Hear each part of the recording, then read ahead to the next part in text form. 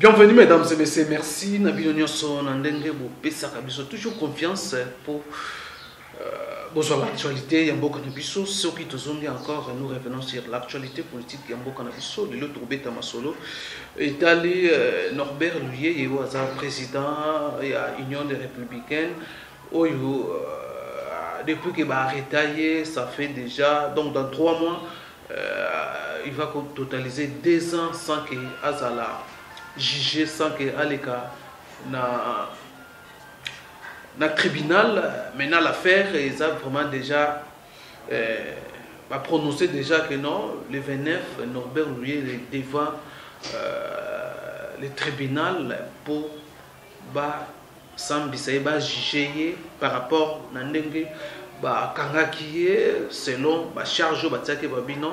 Norbert Louye en 2016 a préparé pour renverser pouvoir en place. Donc on a préparé coup d'état, monter coup d'état en la capitale et kangaki en pleine réunion na ba membre na ba militaire oyo balingaki ba monter coup na. Voilà, depuis que bakangaye Norbert Louye n'a jamais été jugé.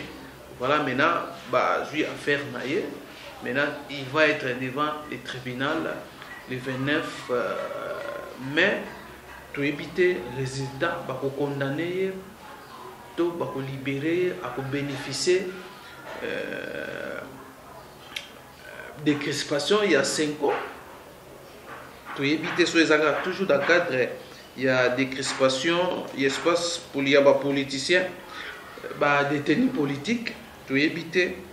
Pour avant tout bazala libérer bango faut les quand même le tribunal. Voilà trop solo là masolo il y a Norbert Louye trop solo aussi masolo au Italie campagne permanente campagne au to ben on doit éviter campagne discours il y a secrétaire permanent il y a PPRD au ya za ko sala surtout dans tournée ya ba province Koloba Kabila légitime Kabila président Eli Kabila à Kotikala Kaka. Donc pour éviter ça suscite un peu la classe politique. Na makanise belé ya komona que non PPRD alingi à reconduire Joseph Kabila pour la 3e mandat na oyo la constitution na biso eza ko pekisa ye après 3e mandat. Ça même pas la classe politique, même au niveau ya ba évêque ça a une conférence de presse pour dénoncer la velléité, il y a majorité, surtout particulièrement il y a PPRD Oyo, Mazolinga, qui pélit sa moto, la situation Oyo, Mboka, Zaboleka, Balimba Pélissa sous selon les évêques, Tokobeta Masolo, ils ont ébélé guerre pena est, et Yemabe, tous les battés, problème en Congo. Comment Congo trouver solution. En tout cas, sans plus tarder, mesdames et messieurs, j'ai reçu pour vous le porte-parole de l'Union des Républicains, Paulin Mbumba, ou Tosolanaye. Mbote mwana mboka Paulin Mbumba. Mbote ndeko Ousmane. Oui, ndenge na otiko na annonce na ngaya wa lelo Fatou Beta Masola Norbert Louye dans 3 mois il fallait que ça déjà 2 ans en prison depuis que bakangaye parce que alingaki à ça la coup d'état raté surprendre bango na réunion na bango secret selon ministère selon les pouvoirs en place. Voilà, maintenant le 29 dans 3 jours azozala devant les tribunaux pour basambisa to éviter ceux qui vont libérer ceux qui sont inscrits parmi libérer politiciens des détenus politiques. De éviter ceux qui vont libérer. Avant tout, on a solo Norbert Louye. Denga tout ça la moi actualité de profiter de ça bandeko non na Chikapa kuna un policier a tué ba collègue naie par rapport à l'osso quoi ba weli l'osso policier m'a bandeko bête massage sans contrôle jusqu'à ce que tombé pas ba collègue naie ba militaire ba policier pardon j'allais dire les militaires des militaires vraiment bakufi sur place wana na éviter commentaire dino ko sala comme on a un policier likoyo un loso une quantité quand ils déclaré ba pesa quantité na ye tellement bana retardé bazo pesa ngote bana ko beta masasi à celui qui allez et malheureusement et tout ce que collègue naie mibale bakufi na bité commentaire nous comme ça avant tout bêta makambo itali il y a dossier à Norbert Luye. Merci beaucoup encore une fois de plus Ndeko Ousmane na introduction au sali tout le bel makambo na Chikapa.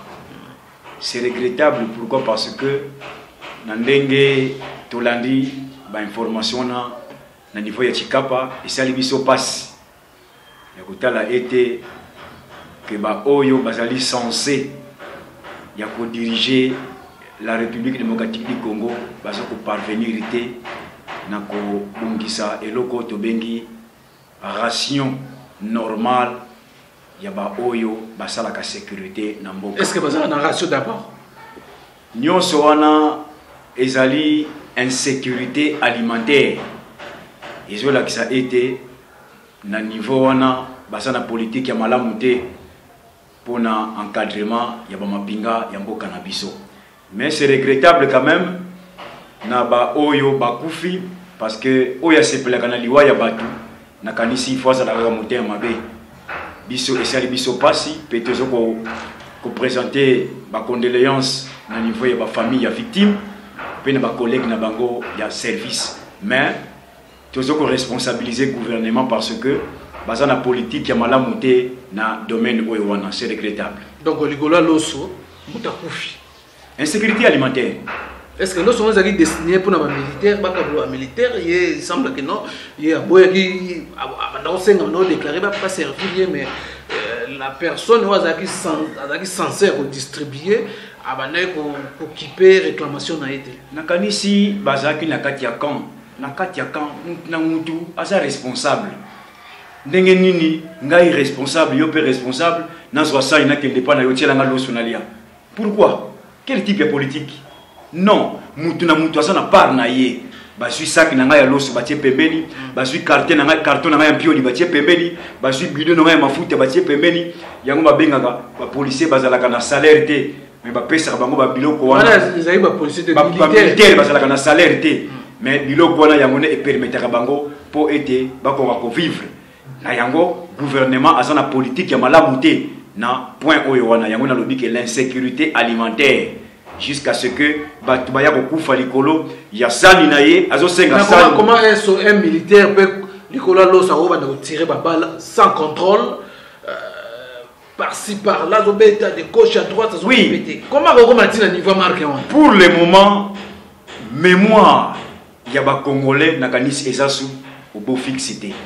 Pour le moment, au moment où tu veux la émission na tamboli na yekuti makolo.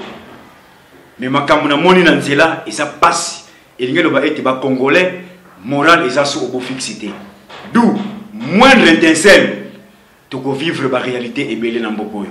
Raison pour laquelle tu ko senga na gouvernement en la matière, il y a ba militaire, tu ba policier, tu ba service de sécurité et sengeliba appliquer politique et malam. Mais dommage que attaque au lobby, quel type de gouvernement ou à quoi appliquer politique et malamu na bate oyowana. Peut-être, c'est la tango mwana mboka Norbert Luye nenga prometaka bango que azoko ya na libération ya Congo parce que tango dialogue franc et sincère de l'accord cadre ba déclaration mboka Norbert Luye a prometaka bango que ba ko vivre réalité.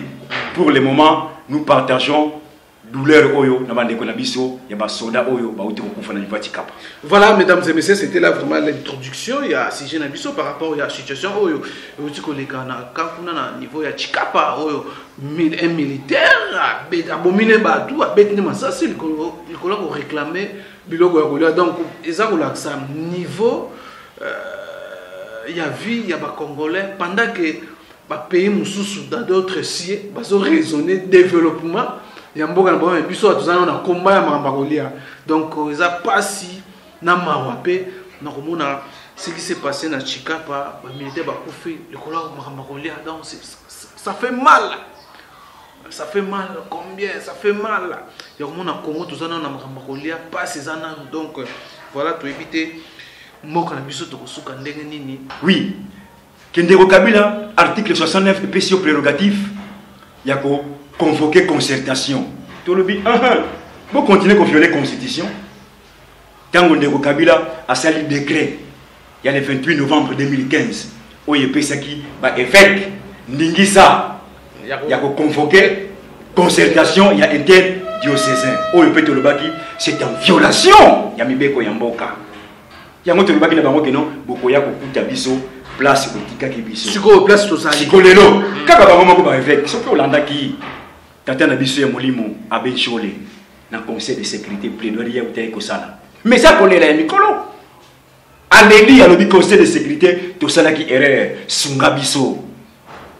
Sungabiso. Voilà, c'est l'interprétation. Dans le discours, et puis là, il meurt. Nous sommes des psychologues. Il faut comprendre qu'ils ont un problème. Donc, parce qu'on s'est demandé indirectement, ceux qui peuvent Hollande conférence de presse, ça là qui lobby. Et ça, pour les Mikolo. Ah! Ni ne voit qui n'a pas comme à niveau Owana. Botiaki Tembe, dans le discours de mon amboka Norbert Lieye, qu'il fallait qu'on suspende la constitution. Token na dialogue ya solo oye ko sangisa classe politique nyonso c'est-à-dire ba o bazana ba institution na ba teneur juridique représenté par moi na mboka Norbert Luyeye na ba groupes armés congolais to vendre la business autour du métal puisque société civile ça déjà inféodé soit bazana majorité soit bazana sur nulle part je ne sais pas ce qui va monsieur bazawap mais mingi ba nyos bazana kati ba institution alors pour token na dialogue ya solo to poser ba base solide pour permettre l'élection ya solo et pour quoi ça là mon côté ayokela kibiso mon côté andimela kibiso aujourd'hui étant donné que les faits sont têtus ils ont été rattrapés par l'histoire bangono sur que non alors il faut transition sans décocabila mais sans yo perisous oh il sur le langage wana na monoko na ye donc bateau nous bazo ba non transition sans Kabila ça ba ko pas vous arrêter parce que ba ko des frères pas vous arrêter dans ça la institution dynamique des alatés bazana kaka rassemblement des alatés ndeko fayulu bangono sur la institution ils ont servi ndeko Kabila dans son illégitimité na bango pe ndeko fayulu de sa quitter na institution oh a quitté mon colonie akenda ozo musapembo landanano mongo oya zongisaki salaire na landanano ba émolument oya zongisaki ezalaki ya session extraordinaire c'est-à-dire il y a un mois moi je croyais qu'il y a ça ou 2013 ndeko Kabila signé qui accord cadre azongisa mbongo nyoso ya non ya zongisi azongisi par rapport ya ndenge mandat non fallait azongisa banda 2013 parce que ndeko Kabila akende kondima na Addis Abeba te bango mandat ba réformer ba ndeko Ousmane ngana bigaki na croire na bango omoni que sincérité et pesami na mutunyo sauté. Ça fait partie d'une culture d'un individu, la sincérité. C'est une culture. Il y a la vérité. Na boy nanga kolia, na lingina défendre la population. Et pesa mina mutenyo sauté. Na ndimi nanga boloko. Pour le discours on a salaki les 4 routes, c'est-à-dire moi na boka Norbert Luyeye. Croyez-vous que ba sollicitation ya mulili ya kate? Ya bandaki koya pété. Ya bandaki koya. Puisque nous sommes des acteurs politiques. Moi na boka Norbert Luyeye dit que non, d'abord l'intérêt supérieur de la nation. Alors, tango balobi Nasili sa point na yo tango lobi que tango a démissionné que non. Ayeb sa pe baninga ne monsieur soit démissionné. Point ni besoin de démissionner. Oyo nyo sa koloba était transition sans il y a personne qui déjà ni ye pona ya démissionner farinde baninga ne balanda. Azali mon côté. Na landi pe j'ai donc nani ndeko nanga oyo nani Francis Kalombo. Ye pe alobi a démissionné. Pourquoi balobi que ba démissionner? Na landa ki discours d'ouverture ya mwana mboka obeminaku alobaki nini oyo ezali session ya suka ok alobaki bien session oyo eza ya suka pona biso o réconcilie le 15 juin sikoyo bango ba démissionner quand na mois de mai vous avez monté que eza passe de Ousmane non eh ben nini mon immeuble biso ya comment qu'ils ont ça dit attention tout ça la politique. La loi de dire et de faire, il y a deux verbes différents. Attention. Voilà. Dire et de faire. Alors, moi, dans mon Norbert Luyeye, dossier est allé fixer le 29. Oui. Est-ce que pourquoi dans un tribunal, est-ce qu'on tranché en faveur de Norbert Luyeye va libérer, à sa liberté? Non, je vous assure, la nation est en danger. La nation est en danger et Zosenga était des visionnaires, Bapima. Des Martin Luther King va ressusciter. Bah mon nana, trop c'est trop. Nous devons sauver ce pays. Alors, pour sauver Mboka, bah sauver Mboka parce que on a des costumes, on a cravate rouge, ou bien il y a vert, ou bien il y a bleu, et puis on a balabala, ou bien la population que non. Gagné pour sauver Mboka. Quel type de discours pour sauver Mboka? Oh, Norbert Bieye a un discours. Oye ko sala été tout le monde en crise autour yango parce que na monité excepté discours de Norbert Bieye qui peut sortir, qui peut faire sortir mais la crise mais quand on parle de la classe politique échouée, les églises échouées, tout le monde a échoué. Même la population, le peuple aussi. Toujours s'est victimisé, mais nous avons échoué. Tu joué rôle dans bisoté. Oui, peuple a joué rôle n'a été dans le sens mais toujours s'est victimisé. Peuple a joué rôle n'a été parce que prise de conscience dans le sens que aïe va discerner le vrai et le faux. Vrai discours à Piango, on est sauver un lobby. Na faux discours à Piango, on est détruire un lobby. Na qualité peuple congolais a opté pour un faux discours, on est détruire. Comment on dit manifestation et ça les mis à Outa Ibandaka, on a combien des émissions. Ndeko Kabila, boyebi ndenge à côté na pouvoir. Ndeko Kabila, croyez-vous tellement que ça la marche na balabala, bobimi, moins de millions. À Ndeko Kabila qui? Non, faut pas mentir, il faut dire la vérité. Ndeko Kabila, c'est simple comme un petit bonjour. Donc, vous avez contre, non? Mais c'est Kabila, Kolongwa na pouvoir, par rapport à vote, quand il y a élection, c'est impossible. Kolongwa Yandeko Kabila. Kolongwa Yandeko Kabila, Tolobaki ke asi à Longo na ye. Ceux qui sont dans la classe politique sérieuse, je dis bien, je ne mâche pas les mots, je pèse mes mots. Ceux qui sont dans la classe politique sérieuse, Ndeko Kabila, il appartient aujourd'hui à l'histoire. Mais étant donné que nous sommes dans la classe politique peu sérieuse, Ndeko Kabila continue toujours à le manipuler. Mais Dieu aidant que l'exception fait la règle, que Norbert Bieye avait accepté de faire la prison pour sauver ce pays. Et aujourd'hui, le discours de Norbert Bieye est réclamé par tout le monde. Même à la télévision ou bien la radio, mais en coucou, tout sur la Bango. Mon frère, discours Nabino, c'est l'unique discours qui nous reste. Mais biso ce qui te lobby en haut, tu connais la couille. Pourquoi? Parce que tu as la institution. Voilà ma solo en coulisses. Tu as la bango.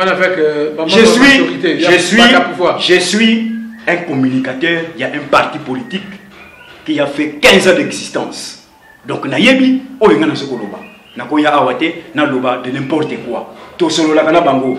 Ndenge bazana kati ba institution na lobité que majorité bango nyonso bazana kati ba institution baza famille politique moko babengi yango famille politique institutionnelle.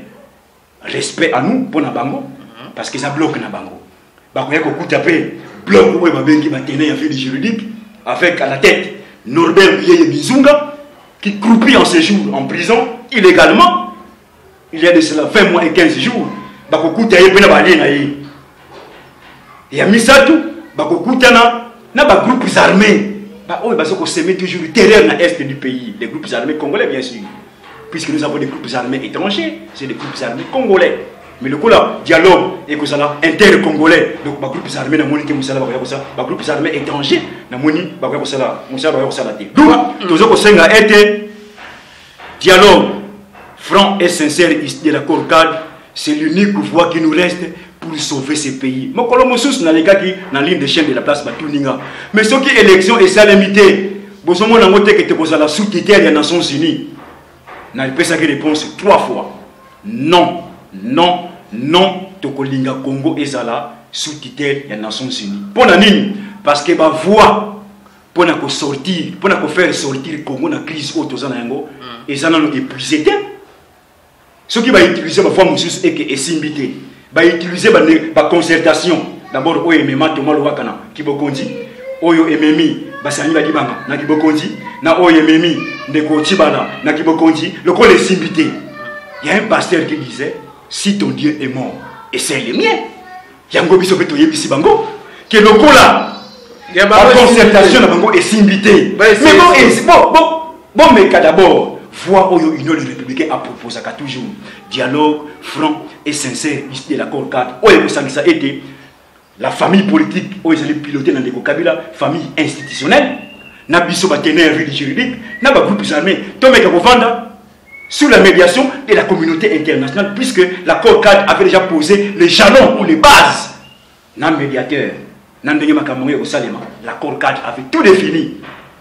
Sincérité dans chaque acteur concertation cadre. Non, concertation na bango ezalaki pour venir accréditer le coût monté par Ndeko Kabila au ya salaki na niveau ya cour constitutionnel. Biso tout monde qui déjà eloko wana. Ya ko monique va ka na mona boka na obeli to dénoncer ka eloko wana. Qui nous a cru? Bat bavana na nzili. Bat salaka réunion na kinja au numéro 8. Dans le quartier 4, ni n'a pas quoi apporter. Mais je pense que Jésus-Christ a beau tellement permis de mais aujourd'hui il est vénéré par tout le monde.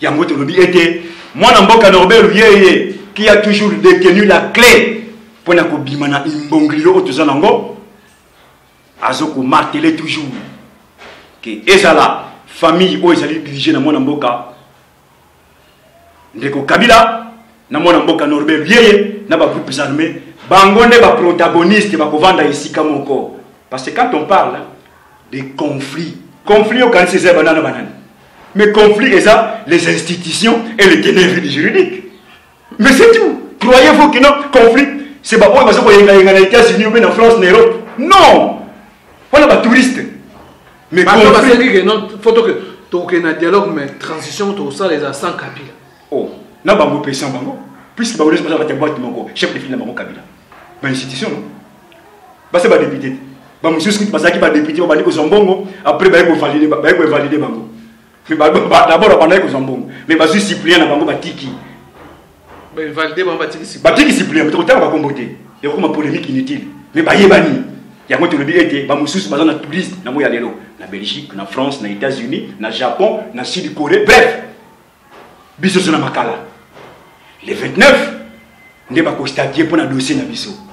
Mais après le 29, de côté là, qu'est-ce qui va se passer au Congo? Surtout dans le mois de juin de ce côté. Moi,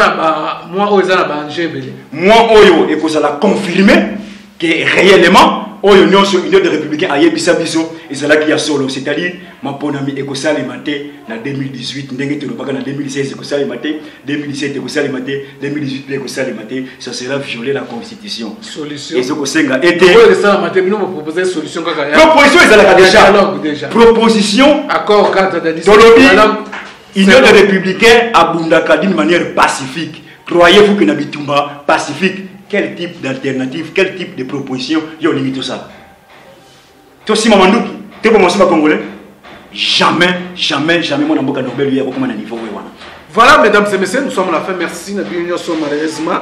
Le temps déjà est parti. Déjà, moyen tôt abordé les deux dernières questions parce que nous avons déjà épuisé nos temps d'antenne. En tout cas, merci, merci. Olembou Mbandenge Lilo accordé encore biso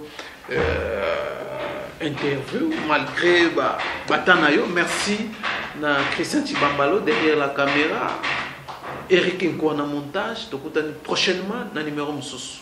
Bye bye.